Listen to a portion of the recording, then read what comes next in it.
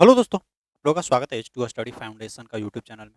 देखिए, अभी हम लोग कवर कर रहे हैं जैक बोर्ड क्लास 10th का, जो अभी 2024 में एग्जाम होने वाला है। उसका अच्छे से हम लोग डिटेल से चैप्टर वाइज अभी मैथ का objective questions, VVI objective questions हम आप लोगों को कवर करवाते हुए चल रहे हैं। और जितना भी सेशन हम आपको कवर करवा रहे हैं, सब लोग जरूर सेशन कवर कर लीजिएगा। इसके बाद जस्ट हम लोग मॉडल पेपर भी कवर करेंगे, तो सभी लोग जरूर सब अच्छे से पढ़िएगा। और आपको बताते चले कि देखिए, जो आपका जितने लोग भी झारखंड बोर्ड से होंगे और जो 2024 में बोर्ड एग्जाम दे रहे हैं, ठीक है, आप लोग सबको बोलेंगे कि देखिए, मैथ का जो लाइव क्लासेस है वो आपका स्टार्ट हो गया है 1 दिसंबर से। और ये जो क्लास है आपका डेली सुबह में 8 बजे देखने को मिलेगा। सभी को हम इन्फॉर्म कर दे रहे हैं, इसी चैनल पे डेली 1 दिसंबर से 8 बजे से लाइव चलेगी। अभी दिसंबर, पूरा जनवरी, यानी अभी आपके पास 2 महीना समय है। 2 महीना के अंदर आप पूरा अच्छे से तैयारी कर लीजिएगा, बशर्ते कि जो भी H2 स्टडी का जो सारा चीज पढ़ाया जा रहा है वो सब कुछ देख लीजिएगा। ठीक है, तो आज का जो हम लोग का टॉपिक और चैप्टर नंबर 3 है। इससे पहले चैप्टर 2 को हम लोग अच्छे से कवर कर चुके हैं। प्ले लिस्ट में उसका वीडियोज होगा, जाइए उसको देखिए। और आज का जो टॉपिक हम लोग का दो चर वाला रैखिक समीकरण, यानी linear equation of two variable. तो linear equation of two variable से हम लोगों का जो जो भी वीवीआई ऑब्जेक्टिव क्वेश्चन बन सकता है, वो सब पूरा डिटेल से हम लोग कवर करते हुए चलेंगे। तो देखिए, दो चर वाला रैखिक समीकरण का थोड़ा सा कंडीशन समझाते हैं जो आपके लिए जरूरत है। जैसे दो चर वाला रैखिक समीकरण आप लोग इस तरह से पढ़े होंगे, A X plus B Y plus C बराबर जीरो, यानी C1 बराबर जीरो लिख देते हैं। अब इसको A x1 B1 भी लिख सकते हैं। और एक और इक्वेशन रहता है ए नहीं, इसको इस तरह से एक्स और वाई को तो रह देते हैं। यहाँ पे लिखते हैं A1 x plus B1 y plus C1 बराबर जीरो। यहाँ पे लिखते हैं A2 x plus B2 y plus C2 बराबर जीरो। यानी देखिए, ये दो चर वाला रैखिक समीकरण है। दो चर कहने का मतलब देखिए, एक्स और वाई दो गो अननोन वैल्यू है। दोनों अननोन वैल्यू हम लोग फाइंड आउट करते हैं, इसीलिए इसको दो चर वाला रैखिक समीकरण बोल रहे हैं। अब देखिए, यहाँ से हम लोग को क्या क्या चीजें मिलती है। जैसे ये A1 और A2, अगर यहाँ से हम लोग का देखिएगा A1 अपॉन में A2, और ये y का कोएफिशिएंट पीछे वाला B1 अपॉन में B2, अगर B1 अपॉन में B2 अगर ये इक्वल नहीं रहे, तो ध्यान रखिएगा इसका यूनिक सॉल्यूशन निकलता है, यानी अद्वितीय हल। अद्वितीय हल। अद्वितीय हल कहने का मतलब कि यहाँ से एक्स और वाई का वैल्यू हम लोग एक्यूरेट और बढ़िया से निकाल सकते हैं। और अगर इसका ग्राफ की बात किया जाए, तो ग्राफ हमेशा ध्यान रखिएगा एक दूसरे को प्रतिच्छेद करता है, यानी इंटरसेक्ट करेगा, प्रतिच्छेद करेगा ग्राफ इस। ठीक है, फर्स्ट कंडीशन। सेकेंड कंडीशन की, अगर A1 अपॉन में A2 is equal to B1 upon में B2 is not equal to C1 upon में C2, अगर ये कंडीशन हो, तो इसको ध्यान रखिएगा, इसमें किसी तरह का कोई सॉल्यूशन उसका नहीं निकलता, यानी नो हल, नो सॉल्यूशन। किसी तरह का कोई सॉल्यूशन देखने को नहीं मिलेगा। एक्स वाई, मतलब एक्स वाई का वैल्यू आप निकाल ही नहीं पाइएगा। उस सिचुएशन में अगर ग्राफ की बात किया था, तो ग्राफ क्या होता है? ग्राफ होता है समांतर, यानी जो भी ग्राफ होता है ये इस तरह से दोनों समानांतर भागेगा। और ये फर्स्ट वाला कंडीशन में ग्राफ ऐसे करके कट कर देता है एक पॉइंट पे। थर्ड कंडीशन है कि अगर A1 अपॉन में A2 is equal to B1 upon में B2 is equal to C1 upon में C2, यानी तीनों एक दूसरे की इक्वल है, इस सिचुएशन में इसका अनंत हल निकलता है। अनंत, अनंत हल यानी इनफाइनाइट सॉल्यूशन, बहुत सारा। और इस सिचुएशन में अगर इसका ग्राफ की बात किया जाए, तो ग्राफ कोलिनियर होता है। कोलिनियर कहने का मतलब कि संपाती, जैसे इस तरह से एगो के ऊपर दूसर का के ऊपर चढ़ गया। तो ये तीनों कंडीशन आपको याद रखना है, और यही तीनों कंडीशन पे बेस्ड इससे सबसे ज्यादा MCQ क्वेश्चंस यानी ऑब्जेक्टिव क्वेश्चंस पूछा जाता है। तो इसी से संबंधित अब हम लोग स्टार्ट करते हैं। तो देखिए, फर्स्ट क्वेश्चन आपकी है, सो देखिए, रैखिक समीकरण युग्म, यानी देखिए A1 x plus B1 y plus C1 बराबर जीरो एगो दिया हुआ है, तथा A2 x plus B2 y plus C2 बराबर जीरो दूसरा ये दिया हुआ है। में अब कंडीशन दिया यानी दोनों इक्वेशन दे दिया है, दो गो इक्वेशन दिया। अब यहाँ पे बोलता है में यदि a1 अपॉन में a2, अब कंडीशन देखिए क्या दिया हुआ है, कंडीशन दिया हुआ है a1 अपॉन में a2 बीच में बराबर है अगर b1 अपॉन में b2 फिर बराबर c1 अपॉन में c2, यानी देखिए तीनों कंडीशन एक दूसरे के इक्वल है। अगर तीनों इक्वल रहा इस तरह से तो उस सिचुएशन में क्या हम लोग उसको बोलेंगे, क्या इसका अद्वितीय हल होगा। अद्वितीय हल का कंडीशन क्या बताए थे, अद्वितीय हल का कंडीशन a1 अपॉन में a2 is not equal to b1 upon में b2। अगर ये कंडीशन होता है तब अद्वितीय हल होता है। तो इसका क्या बताया था, इसका देखिए अगर तीनों इक्वल हो जाइए ये वाला कंडीशन तो उसका अनंत हल निकलेगा, यानी अनेक हल होगा। ऑप्शन नंबर इसका बी होगा, अनेक हल। और ये क्या देगा, ये इनफाइनाइट सॉल्यूशन, इनफाइनाइट सॉल्यूशन। और अगर इसका ग्राफ की बात किया जाए तो ग्राफ क्या हो जाएगा, कोलिनियर हो जाएगा। कोलिनियर का हिंदी होता है संपाती, याद करते हुए चलिएगा। अद्वितीय हल है तो इसका ग्राफ क्या होगा, इंटरसेक्ट करेगा यानी एक दूसरे को प्रतिच्छेद करेगा। और कोई हल नहीं, इसका क्या कंडीशन बनता है, इसका कंडीशन बनता है a1 अपॉन में a2 is equal to b1 upon में b2 is not equal to c1 upon में c2। ये होता है इसका कोई हल नहीं है और उस सिचुएशन में इसका ग्राफ पैरालेल भाग, पैरालेल कहने का मतलब समानांतर। ठीक है, फर्स्ट क्वेश्चन हो गया। अब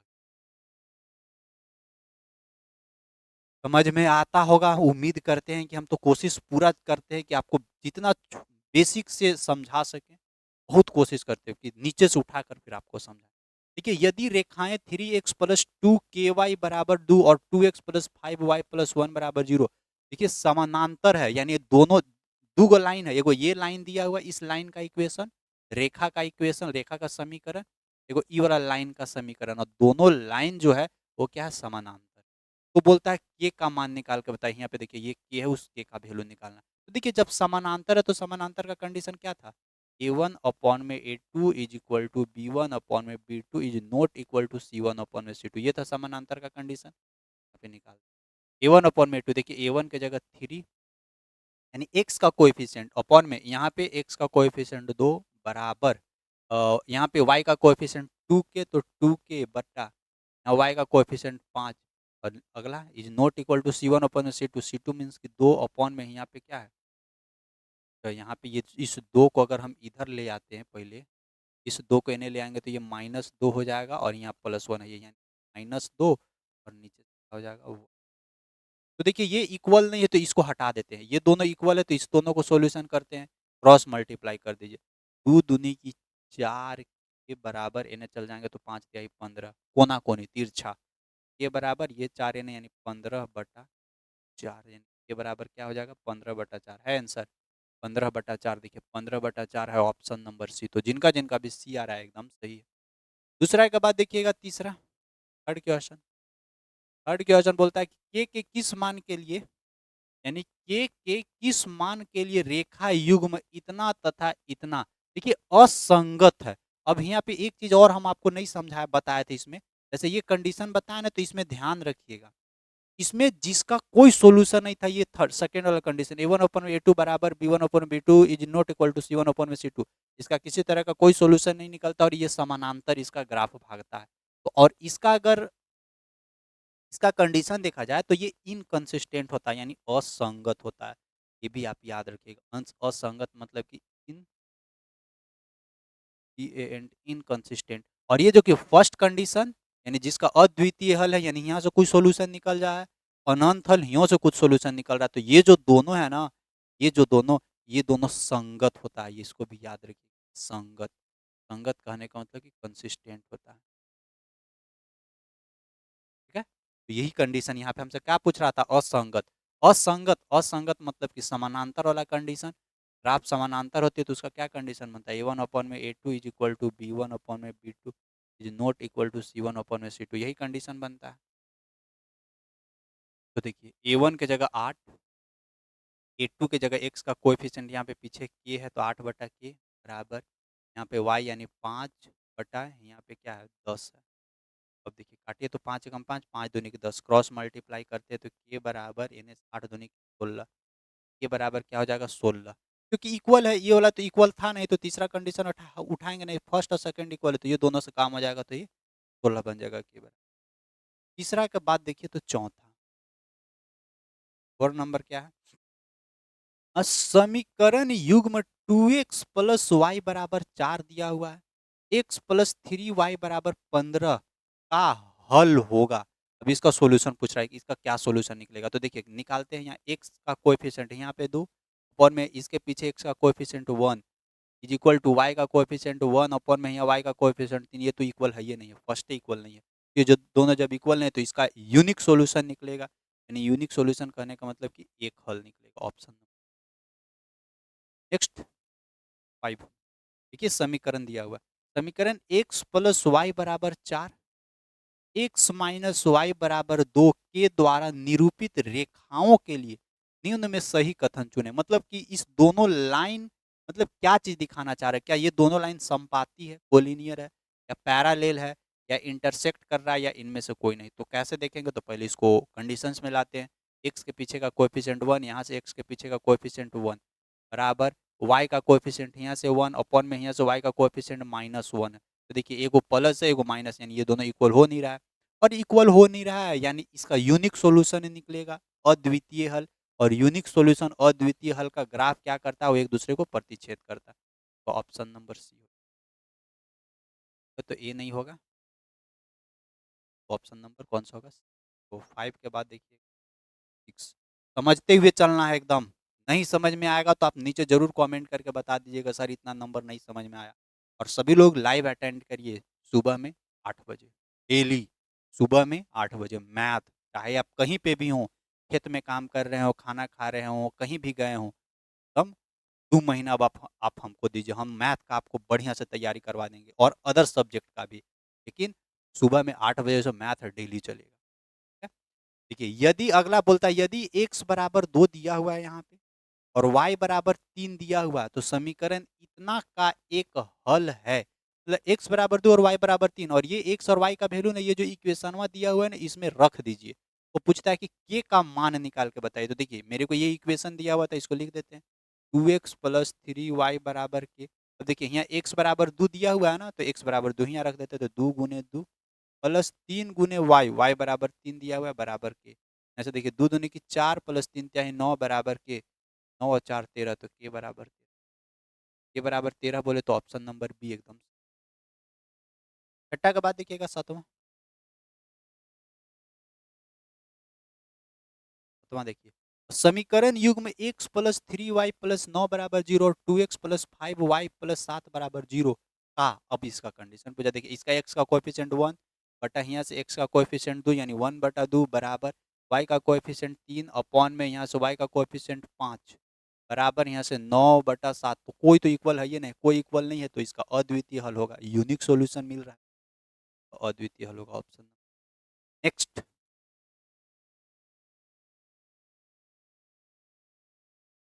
यहाँ पे y, अच्छा ये दिया हुआ है y माइनस 7 बराबर 0 और ये दिया हुआ है y प्लस 9 बराबर 0। यानी यहाँ पे x वाला कंडीशन नहीं है, केवल और केवल y दिया हुआ है। तो उस सिचुएशन में इसको हम लोग क्या करते हैं ना, अ,